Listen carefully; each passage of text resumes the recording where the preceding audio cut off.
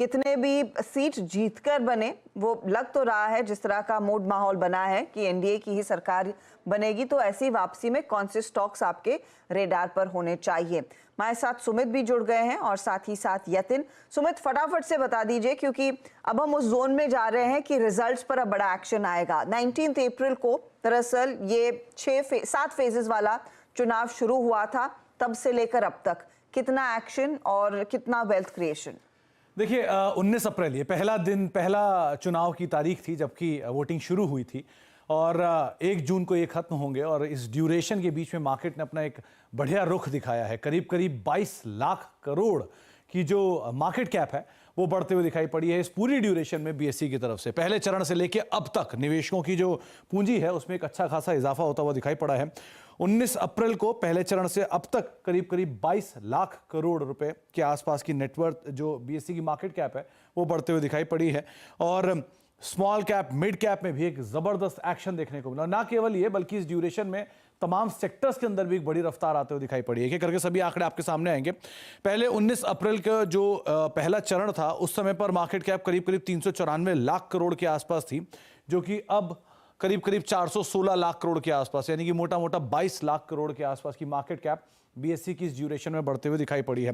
इसके अलावा जो मिड कैप स्मॉल कैप है वहां पर मिड कैप की मार्केट कैप करीब जो 7.5 लाख करोड़ के आसपास और 4.5 लाख करोड़ के आसपास स्मॉल कैप की मार्केट कैप बढ़ते हुए दिखाई पड़ी है। तो एक बड़ा जंप यहां पर भी है। सेक्टोरल वाइज देखेंगे तो निफ्टी करीब 3% तब से अब तक चला, सेंसेक्स 3% चला, मिड कैप 6% के आसपास चल चुका और स्मॉल कैप भी करीब 4% के आसपास का इजाफा इसी ड्यूरेशन में दिखा चुका है।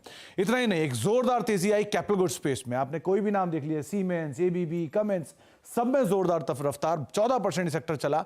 मेटल एक बढ़िया तेजी में रहा, नए हाईस पे बना, 11% की रफ्तार इस ड्यूरेशन में यहां रही। पावर 10% के आसपास चलता हुआ दिखाई पड़ा और साथ साथ रियल्टी नए हाईस पे कामकाज कर रहा है। ऑटो के साथ साथ ये भी 7 से लेकर 10% के आसपास बढ़ा। इसी ड्यूरेशन में एफआईज की तरफ से भले बिकवाली जारी है 25,000 करोड़ रुपए के आसपास की, लेकिन डीआईज ने 44,000 करोड़ की खरीदारी के साथ इसे संभाला है और एक बढ़िया रफ्तार मार्केट को देने में काफी हद तक योगदान यहां से भी आया है।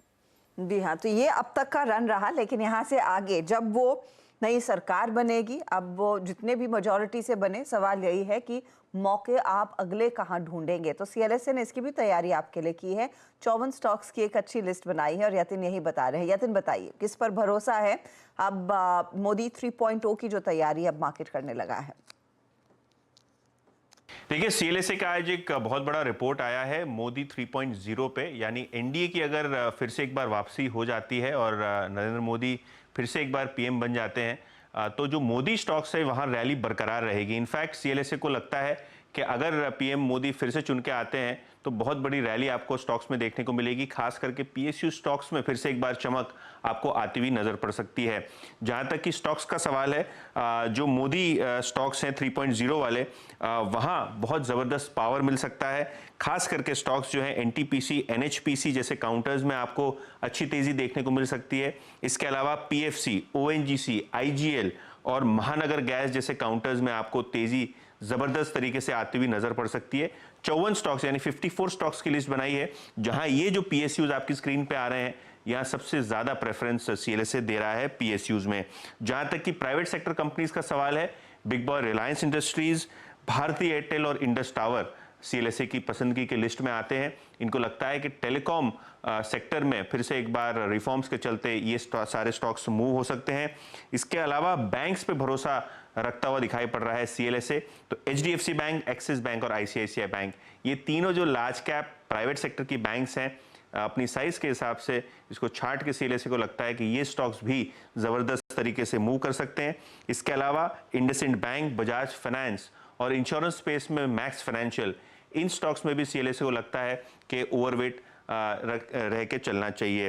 अच्छा, जो स्टॉक्स इंसुलेटेड है चुनावी नतीजों से, इनमें जो नाम शुमार है वो जोमेटो और एवेन्यू सुपरमार्ट्स। ऑब्वियसली ये एफएमसीजी स्टॉक फूड कंपनीज हैं, तो कोई प्रकार का नतीजों का असर इन दोनों स्टॉक्स पे नहीं आता हुआ दिखाई देगा, ऐसा सीएलएसए का मानना है। लेकिन इंडिया की ग्रोथ स्टोरी और इंफ्रास्ट्रक्चर स्टोरी जो एनडीए के चलते रह रही है, इसमें 3 स्टॉक्स को फायदा होगा। Ashok Leyland, commercial vehicle segment में तेजी होगी। अल्ट्राटेक सीमेंट, क्योंकि सीमेंट इंफ्रास्ट्रक्चर बिल्ड करने को लगेगा और इंफ्रास्ट्रक्चर को एग्जीक्यूट करने के लिए एलएनटी जैसे शेयर्स में वो काफी बुलिश दिखाई पड़ रहे हैं।